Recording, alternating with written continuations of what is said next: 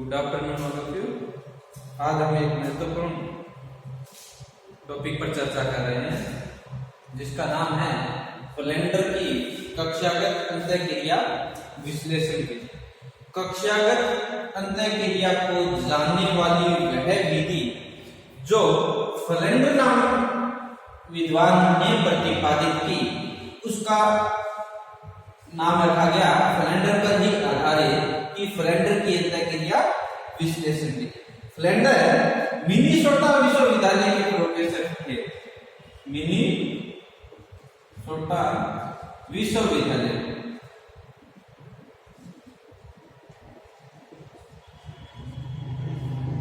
काम के प्रोफेसर थे। मिनीसोटा विश्वविद्यालय के प्रोफेसर थे।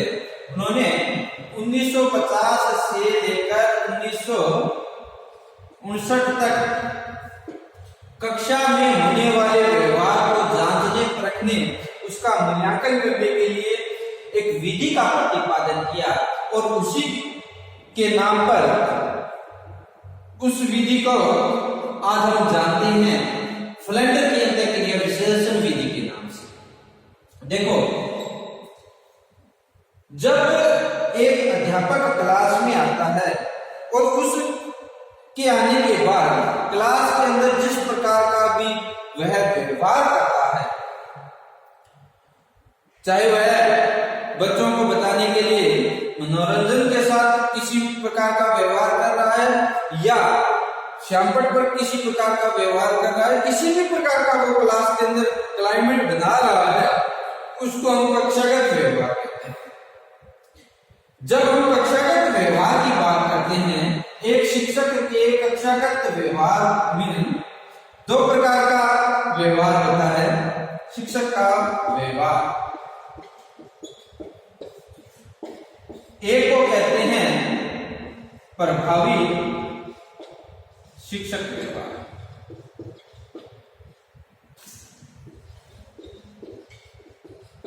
और दूसरे को बोलते हैं एकाकृत शिक्षक व्यवहार। देखो, हम जानते हैं कि क्लास के अंदर आने के बाद कुछ अध्यापक अपनी विषय वस्तु को इस प्रकार से रखते हैं कि वो बड़ा ही अच्छा लगता है और बच्चे चाहते हैं कि बार बार उस अध्यापक की क्लास अटेंड करें। और कुछ अध्यापक बहुत अच्छे तरह से विषय वस्तु को डिलीवर करने के बाद भी बच्चों पर वो प्रभाव नहीं छोड़ पाते। उसका कारण क्या है? उसका कारण है कि क्लास के अंदर एक अध्यापक ने किस प्रकार से अपनी विषय वस्तु को डिलीवर किया है बच्चों के अनुसार। उस चीज को जानने के लिए फ्लेंडर ने एक विधि का प्रतिपादन किया और उसी की चर्चा हम कर रहे हैं कि शिक्षक का जो व्यवहार है, फ्लेंडर का मानना है कि दो प्रकार का होता है। पहला प्रभावी व्यवहार, दूसरा एकाकृत व्यवहार। जिस व्यवहार में शिक्षक बच्चों पर की स्वतंत्रता का हनन करे, केवल शिक्षक ही सब क्रिया का केंद्र बिंदु हो। केंद्र बिंदु जो है शिक्षक रहे,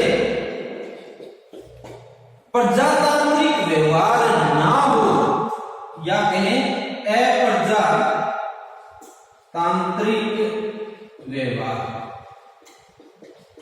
तानाशाही व्यवहार।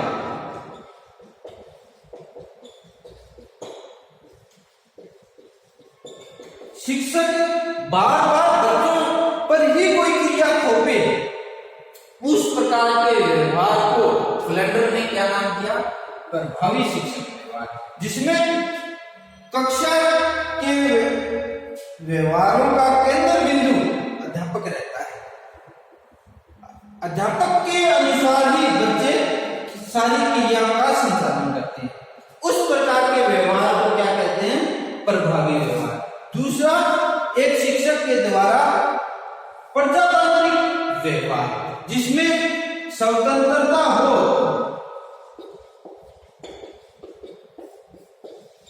छात्रों को ज्यादा से ज्यादा स्वतंत्रता। छात्र प्रश्न पूछे,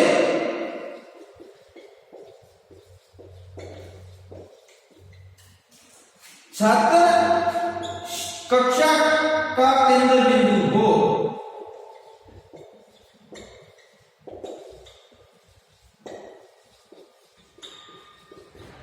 उस प्रकार के व्यवहार को क्या कहते हैं? एकाकृत व्यवहार। चाहे प्रभावी व्यवहार हो चाहे एकाकृत व्यवहार हो, दोनों ही व्यवहार का मूल्यांकन करना,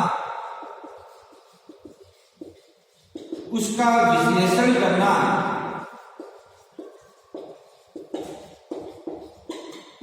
अति आवश्यक है।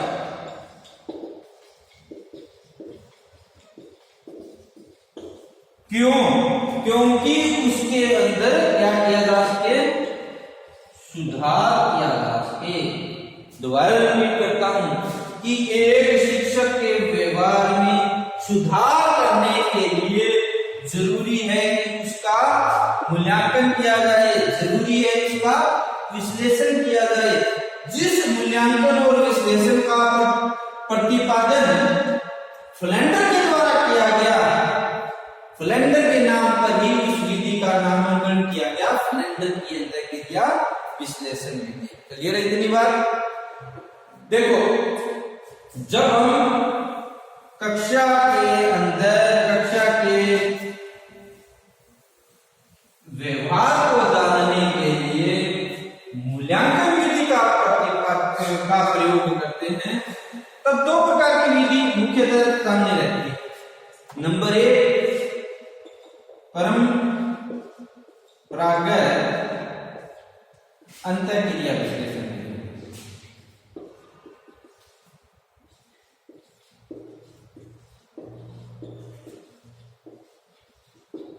और नंबर 2 फ्लेंडर के द्वारा प्रतिपादित अंतःक्रिया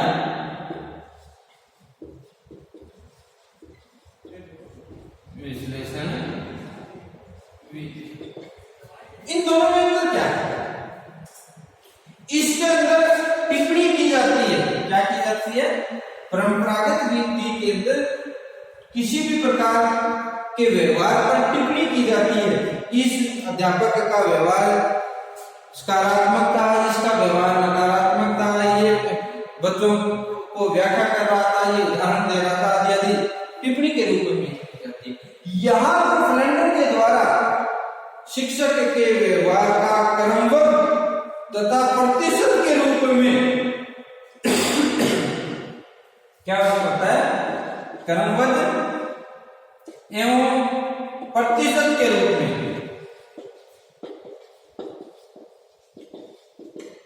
विश्लेषण किया जाता है।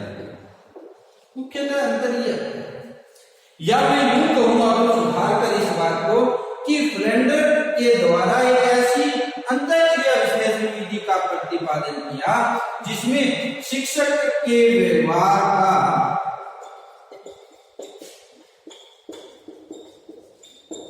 क्रमबद्ध एवं प्रतिशत के रूप में विश्लेषण किया जाता है। क्लियर है ये बात? किया जाता है। शिक्षक के व्यवहार को क्रमबद्ध व प्रतिशत के रूप में जानने के लिए जिस विधि का प्रयोग किया जाता है, उस विधि को हम फ्लेंडर की अंतःक्रिया विश्लेषण की विधि के रूप में जानते हैं। क्लियर है? अब हमने ये जाना कि शिक्षक का व्यवहार है वो दो प्रकार का होता है। नंबर 1 को हमने कहा प्रभावी व्यवहार और दूसरे को क्या कहा? एकाकृत व्यवहार। चाहे एकाकृत व्यवहार हो चाहे प्रभावी व्यवहार हो, दोनों ही प्रकार के व्यवहार जो अध्यापक कक्षा के अंदर प्रयोग में लेता है, दोनों ही प्रकार के व्यवहार शाब्दिक व अशाब्दिक रूप में होते हैं।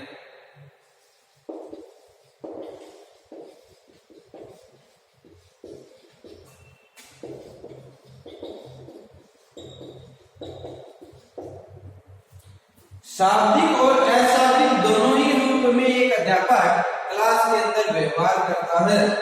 अब आप कमेंट के द्वारा बताओगे कि शाब्दिक व्यवहार कौन से होते हैं और अशाब्दिक व्यवहार कौन से होते हैं, आप बताना हमें, यह आपका होमवर्क के रूप में रहता है। देखो आगे हम चलते हैं।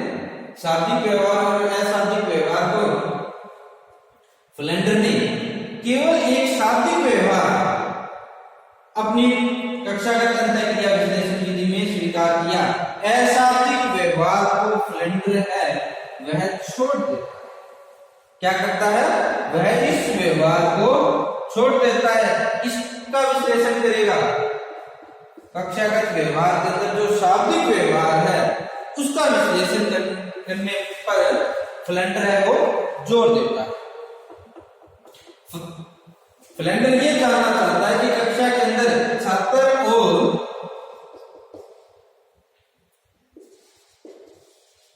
शिक्षक शाब्दिक रूप में जो कक्षागत व्यवहार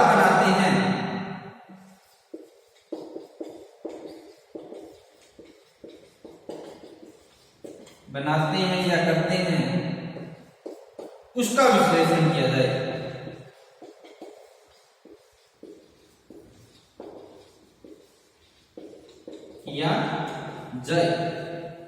क्लियर है इतनी बात? अब नेक्स्ट जो टॉपिक हमारा रहता है वो रहता है कि फ्लेंडर के द्वारा कक्षागत अंतःक्रिया विश्लेषण के उद्देश्य क्या थे? उद्देश्य क्या? हमने जाना कि परंपरागत विधि के अंदर टिप्पणी की जा रही है, लेकिन फ्लेंडर के अंदर टिप्पणी नहीं की जा रही, क्रमबद्ध देने जा रहा है। फ्लेंडर की अंतःक्रिया के द्वारा हम किसी भी प्रकार के व्यवहार का प्रतिशत जानते हैं। तो इन्हीं के बातों के आधार पर उद्देश्य पर चर्चा करेंगे। नंबर 1, शिक्षक के व्यवहार की पहचान करना। कक्षा के अंदर, कक्षा में शिक्षक के व्यवहार की पहचान करना। क्या कर रहे हैं? उद्देश्य।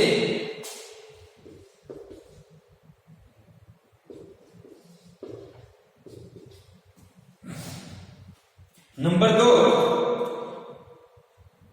व्यूह रचना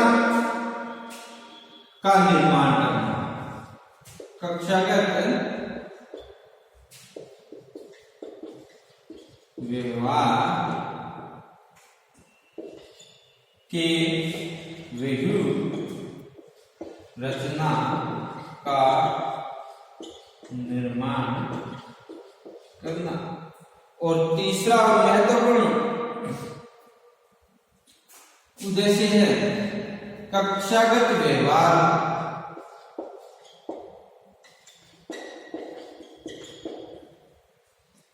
के संबंध में क्रमबद्ध आंकड़े एकत्रित करना। तीन मुख्य उद्देश्य हमने नोट किए हैं। नंबर 1 नोट किया है हमने, कक्षा में शिक्षक के व्यवहार की पहचान। मूल बिंदु के फ्लेंडर ने क्या रखा है? शिक्षक के व्यवहार को रखा है। उसकी पहचान करना। क्या करना है? उसकी पहचान करना। पहचान से क्या अभिप्राय होगा कि एक अध्यापक छात्रों के सामने, विद्यार्थियों के सामने अपनी विषय वस्तु को डिलीवर करने के लिए किन विधि का प्रयोग कर रहा है, वो सारी विधियों को जानना। एक बिंदु के रूप में उस चीज को क्या परिभाषित कर रहे हैं हम? शिक्षक के व्यवहार की पहचान करना। कि उदाहरण दे रहा है, प्रश्न पूछ रहा है, व्याख्या कर रहा है, किसी प्रकार का भाषण दे रहा है। भाषण और व्याख्या वैसे एक ही चीज के अंदर शामिल कर सकते हैं। ये अनेकों प्रकार की विधि जो क्लास क्लास के अंदर शिक्षक प्रयोग में लेता है। उन सभी विधियों के द्वारा जो क्लाइमेट बना वो अपने आप में उसका एक व्यवहार है। किसका? शिक्षक का व्यवहार।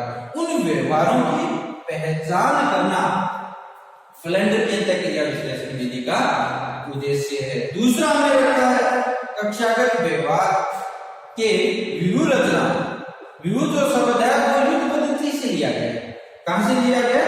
चक्रव्यूह शब्द आपने सुना ना, महाभारत के अंदर अभिमन्यु को मारा गया किसके माध्यम से? चक्रव्यूह की रचना के माध्यम से। यहां पर व्यूह रचना से अभिप्राय है कि कक्षा के अंदर जो व्यवहार किया जाना है, कक्षा के अंदर जो शिक्षण कार्य किया जाना है, उसका प्रथम पद और अंतिम पद तक की योजना बनाना।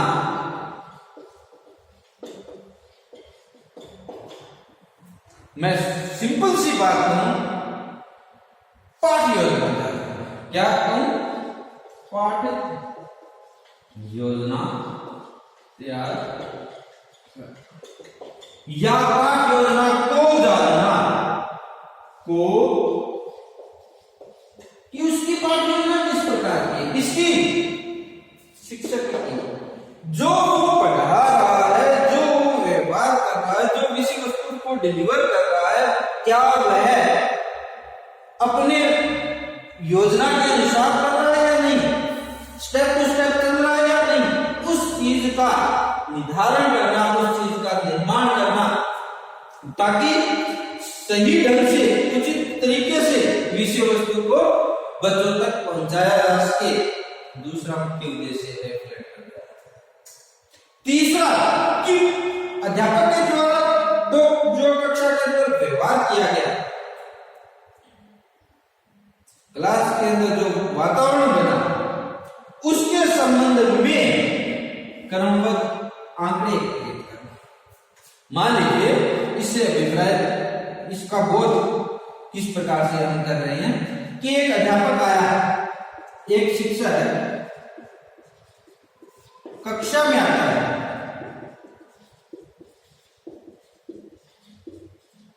के बाद और जाने से पहले इन दोनों के बीच का जो अंतर है, बीच का जो व्यवहार है, उन व्यवहारों को क्रमबद्ध रूप से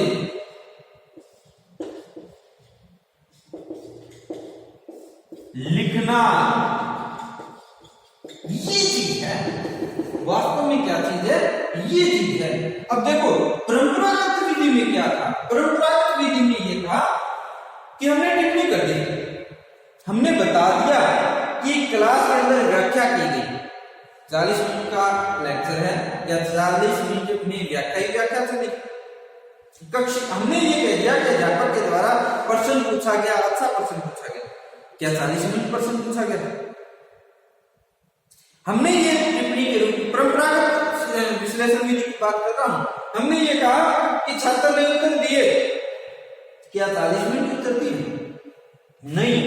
फ्लेंडर ये कहता है कि क्रमबद्ध रूप से बताओ और उसको नोट करो इन कोडिंग रिकॉर्डिंग के रूप में, ताकि कभी भी उस चीज को जब हम देखें कि एक अध्यापक फलानी क्लास में फलाने दिन गया, उस दिन उसने क्या क्रिया संचालित की, शिक्षण विधि के अंदर क्रमबद्ध हमने आंकड़े एकत्रित कर लिए हैं, उसका हम जब विश्लेषण करेंगे, उसको हम उसकी व्याख्या करेंगे, तो वैसे का वैसी ही पिक्चर सामने आएगी जो क्लास के अंदर डिलीवर की गई थी, जो क्लास के अंदर बताई गई थी।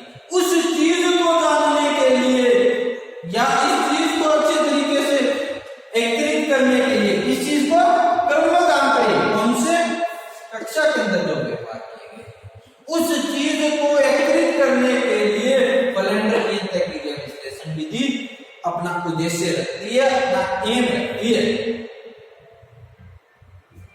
तो 3 प्रकार के मुख्य उद्देश्य हुए। नंबर 1 शिक्षक के व्यवहार की पहचान करना, नंबर 2 शिक्षक के व्यवहार के व्यूह रचना का निर्माण करना। नंबर 3, कक्षागत व्यवहार के संबंध में आंकड़े एकत्रित करना। क्लियर है ये बात? नंबर दोबारा रिपीट करते हैं। नंबर 1, शिक्षक के व्यवहार की पहचान करना, व्यूह रचना का निर्माण करना, क्रमबद्ध आंकड़े एकत्रित करना।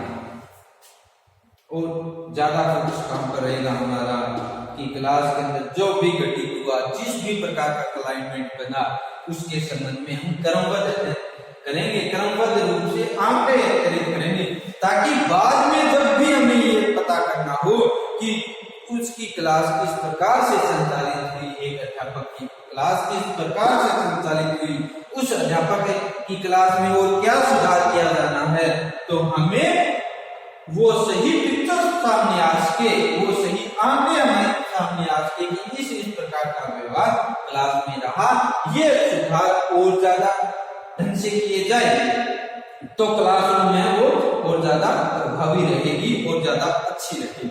इन उद्देश्यों के साथ ही फ्लेंडर की अंतःक्रिया विश्लेषण विधि का प्रतिपादन किया गया। अब नेक्स्ट हमारा टॉपिक कहता है कि फ्लेंडर की अंतःक्रिया। Good morning all of you. आज हम एक महत्वपूर्ण टॉपिक पर चर्चा कर रहे हैं जिसका नाम है फ्लेंडर की अंतःक्रिया विश्लेषण विधि। फ्लेंडर की अंतःक्रिया विश्लेषण विधि। अंतःक्रिया का यहाँ पर अर्थ है कक्षागत क्रिया, जो एक शिक्षक और विद्यार्थियों के बीच में की जाए।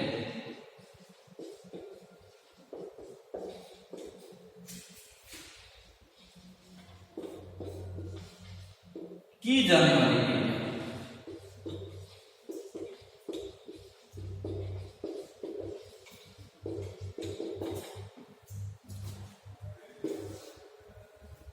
कक्षागत अंतःक्रिया एक शिक्षक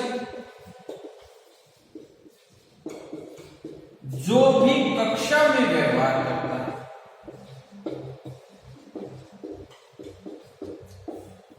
एक शिक्षक के द्वारा कक्षा में किया जाने वाला व्यवहार शिक्षण कहलाता है। क्या कहलाता है? शिक्षण कहलाता है।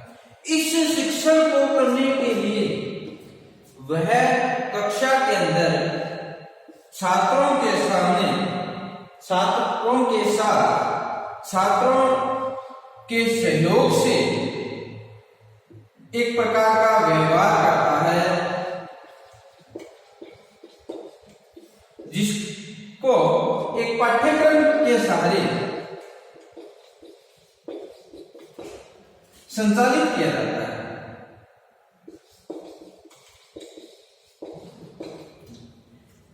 देखो, एक अध्यापक जब क्लास में आता है और किसी पाठ्यक्रम का सहारा लेते हुए विद्यार्थियों के साथ कक्षा में व्यवहार करता है, वह क्या बन जाता है?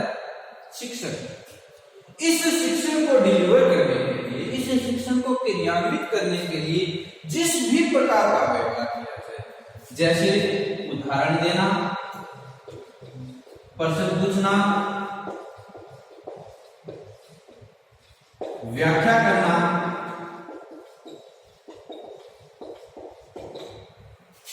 श्यामपट पर लिखना,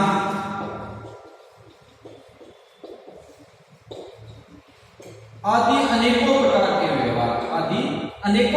के व्यवहार जब एक अध्यापक करता है, किसके सामने?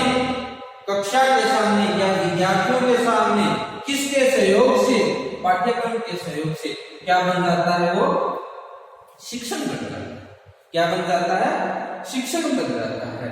और जब शिक्षण कार्य संचालित होता है, जब शिक्षण कार्य किया जाता है, तब क्लास के अंदर जो भी जिस भी प्रकार का क्लाइमेट बनता है, वातावरण बनता है, तो वो क्या कहलाता है?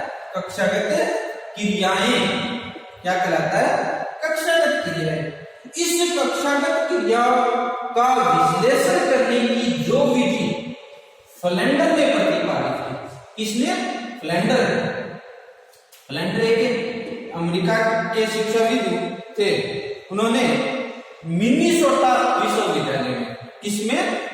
मिनीसोटा विश्वविद्यालय के अंदर 1950 से 1959 तक मिनीसोटा विश्वविद्यालय का नाम है।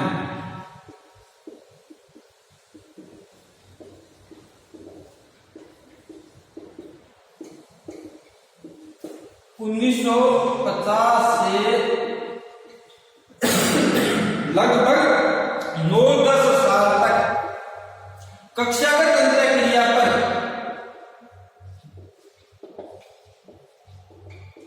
रिसर्च किया। क्या किया? रिसर्च किया। किसने किया?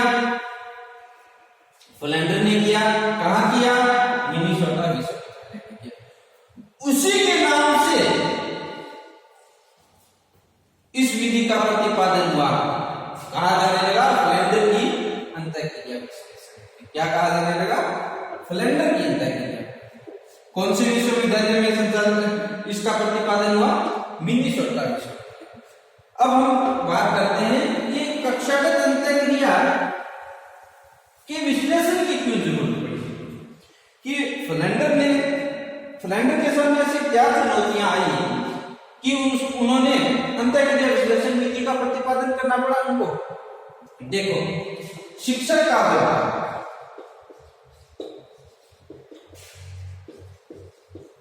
दो प्रकार का होता है। शिक्षक का व्यवहार कितने प्रकार का होता है? 2 प्रकार। नंबर 1, प्रभावी शिक्षक व्यवहार।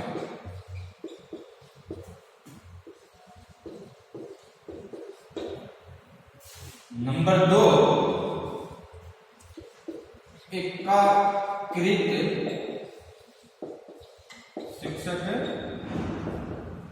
व्यवहार। शिक्षक का जो व्यवहार होता है वह 2 प्रकार का होता है कक्षा के अंदर। नंबर 1, प्रभावी शिक्षक व्यवहार। नंबर 2, एकीकृत शिक्षक व्यवहार।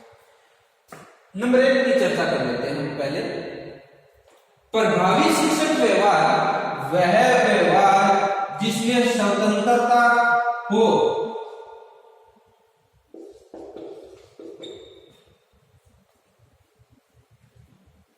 क्या हो? स्वतंत्रता हो।